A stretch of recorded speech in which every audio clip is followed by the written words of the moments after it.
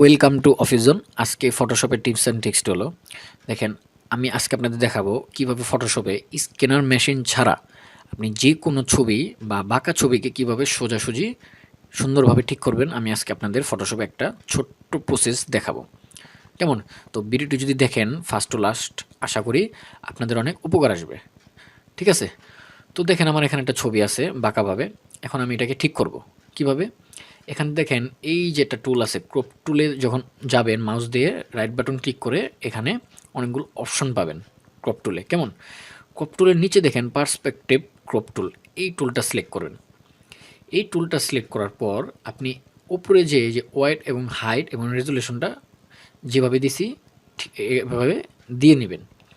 এই যে ওয়াইড দিছি হলো 8.27 ইঞ্চি এবং হাইট হলো 11.69 ইঞ্চি এবং রেজুলেশন 300।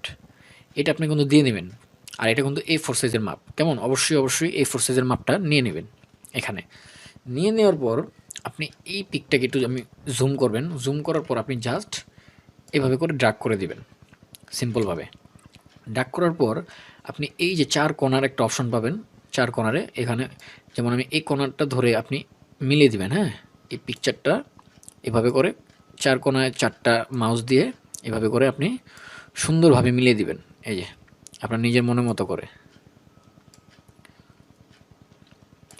দেখেন আমি সাপোজ এতটুকু মিলালাম। মিলিয়ে নেওয়ার পর আপনি জাস্ট কিবোর্ডে এন্টার বাটন প্রেস করবেন। কি? এন্টার বাটন প্রেস করবেন। দেখেন ম্যাজিক, আমার কিন্তু পিকটা যেমন ছিল বাঁকাভাবে আমার কিন্তু জিনিসটা সুন্দরভাবে সোজাসুজি হয়ে গেছে। কেমন? এখন আপনি চাইলে ব্রাইটনেসটা কিন্তু এবারে কালার কম্বিনেশন কিন্তু করতে পারবেন। যেমন আমি যদি কন্ট্রোল এল দিই, এখন যদি আমি এটাকে ঠিক করতে চাই, আপনি কিন্তু চাইলে এটাকে ঠিকও করতে পারবেন সুন্দরভাবে। কেমন?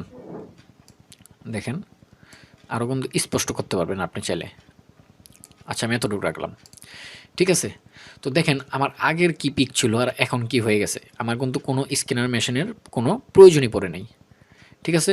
তো আপনি যদি এই টিক্সটি অ্যাপ্লাই করেন, আশা করি আপনি যে কোনো ছবিকে সুন্দরভাবে সঠিকভাবে করতে পারবেন। তো ভিডিওটি যদি ভালো লেগে থাকে অবশ্যই সাবস্ক্রাইব এবং লাইক দিয়ে পাশে থাকবেন। ভিডিও আজ এ পর্যন্তই। সবাই ভালো থাকবেন। আল্লাহ হাফেজ।